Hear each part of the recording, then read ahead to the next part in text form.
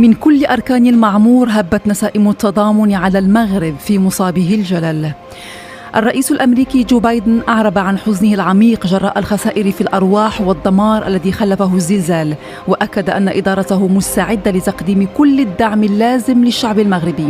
الولايات المتحدة تقف إلى جانب المغرب وصديق جلالة الملك محمد السادس في هذا الظرف العصيب، يضيف جو بايدن.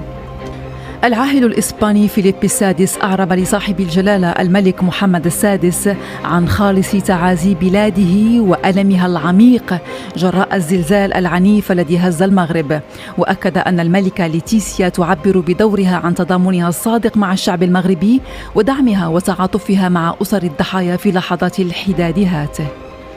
قال الرئيس الصيني إنه صدم لدى علمه بوقوع زلزال قوي في المغرب، مخلفا العديد من الضحايا وأضرارا مادية، معربا باسم حكومة وشعب الصين عن حزنه العميق وخالص تعازيه لأسر الضحايا، كما أعرب عن اقتناعه بأن المملكة قادرة على التغلب على آثار هذه الكارثة وإعادة البناء في أسرع وقت ممكن. الرئيس الروسي فلاديمير بوتين قال: في روسيا نشارك الشعب المغربي الصديق الألم والحداد، مقدما تعازيه الصادقة إثر العواقب المأساوية للزلزال المدمر. وأعلن الرئيس التركي رجب طيب أردوغان عن تضامنه مع الشعب المغربي، داعيا الله تعالى بالرحمة للمتوفين والشفاء العاجل للجرحى. وأعرب رئيس الوزراء الإسرائيلي بنيامين نتنياهو عن تعاطف بلاده حكومة وشعبا مع المغرب خلال هذه المحنة الأليمة وتعازيه الحار لأسر الضحايا، مؤكدا أن بلاده تقف إلى جانب أصدقائها المغاربة في هذا الظرف العصيب.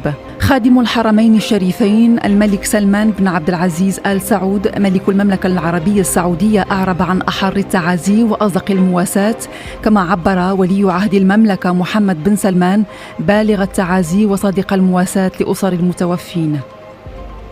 صاحب السمو الشيخ محمد بن زايد آل نهيان رئيس دولة الإمارات العربية المتحدة عبر عن تضامنه مع الشعب المغربي في هذه الظروف العصيبة، داعيا العلي القدير أن يحفظ المغرب من كل مكروه.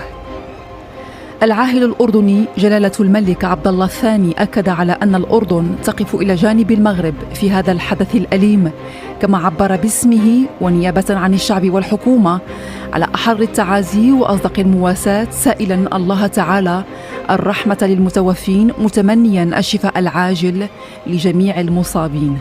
صاحب السمو الشيخ تميم بن حمد آل ثاني أمير دولة قطر أعرب عن تعازيه الحارة للشعب المغربي الشقيق، داعيا الله تعالى أن يسكن المتوفين فسيح جنانه، ومتمنيا الشفاء العاجل للمصابين ويحفظ المملكة والشعب المغربيين من كل مكروه. عاهل البحرين الملك حمد بن عيسى آل خليفة عبر عن خالص تعازيه ومواساته العميقة لأسر الضحايا وللشعب المغربي الشقيق، داعيا العلي القدير بأن يتقبل الضحايا في فسيح جناته ويلهم ذويهم الصبر والسلوان وينعم بالشفاء العاجل على الجرحى. صاحب الجلالة السلطان هيثم بن طارق سلطان عمان أعرب عن خالص تعازيه وصادق مواساته، داعيا الله سبحانه وتعالى أن يتغمد المتوفين بواسع رحمته ويلهم ذويهم الصبر والسلوان، متمنيا للمصابين الشفاء العاجل. وأعرب البابا فرانسيس عن تضامنه العميق مع العائلة المكلومة في أعقاب هذه المأساة. بدوره أكد رئيس المجلس الأوروبي شارل ميشيل نيابة عن الدول الأعضاء بالاتحاد عن التعازي الصادقة للخسائر البشرية التي خلفتها الهزة الأرضية والتي سجلت في عدة جهات بالمغرب، معبرا عن حزنه العميق. وقال الأمين العام للأمم المتحدة أنطونيو غوتيريش في بيان أصدره المتحدث باسمه إنه شعر بحزن عميق عندما علم أن زلزالا ضرب المغرب وتسبب في سقوط العديد من الضحايا. وأشار غوتيريس إلى أن الأمم المتحدة ستدعم المغرب في جهوده الإغاثية لفائدة السكان. من جهته عبر رئيس مفوضية الاتحاد الإفريقي موسى فقي محمد عن ألمه الشديد، وقدم تعازيه للشعب المغربي على إثر هذا الزلزال الذي خلف عواقب وخيمة.